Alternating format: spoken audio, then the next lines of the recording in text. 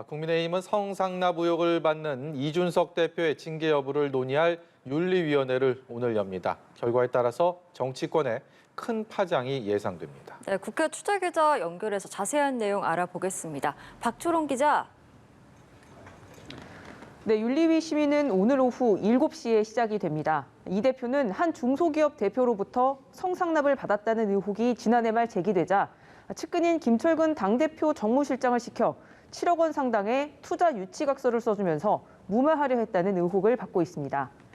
윤리위는 오늘 김철근 실장을 출석시켜 사실 확인 절차를 진행합니다. 이 투자 각서를 쓰는 과정에 이 대표가 관여했는지가 쟁점입니다. 이 대표는 의혹들이 사실 무근이라며 자신감을 보이고 있습니다. 오늘 이 대표 발언 들어보시겠습니다. 윤리위 출석 거절하셨다는데 그게 맞나요? 저는 출석 의사를 밝혔습니다. 그리고 오늘 그 현장에 있을 겁니다. 저는 제 방에서 있을 겁니다. 계속. 네, 이 대표는 윤리위에 출석하겠다고 했지만 거부당했다고 밝혔습니다. 윤리위 징계는 제명과 탈당 권유, 당원권 정지, 경고 등 모두 4단계입니다. 상황에 따라 국민의힘이 새 지도부를 뽑아야 할 수도 있습니다. 오늘 당장 이 대표에 대한 징계 의결이 이뤄지지 않을 가능성도 거론됩니다. 경찰 수사가 진행 중이라는 이유로 윤리위가 결론을 내리지 않을 수도 있다는 관측입니다. 네, 그런가 하면 민주당에서는 성희롱 발언 의혹을 받은 최강욱 의원에 대한 중징계 처분이 적절했는지를 두고 찬반 공방이 확산되고 있다고요. 네, 그렇습니다. 이 최 의원에 대한 윤리심판원의 당원 자격 정지 6개월 중징계 결정 이후 후폭풍이 이어지고 있습니다. 최 의원은 어젯밤 SNS에 글을 올려 재심 절차를 진행하겠다며 징계 불복 의사를 밝혔습니다. 이에 박지원 전 비대위원장은 자신의 잘못을 인정하지 않고 당을 깊은 수렁으로 끌고 들어가는 최 의원과 철험회가 부끄럽다면서 재심 청구 철회를 요구했습니다.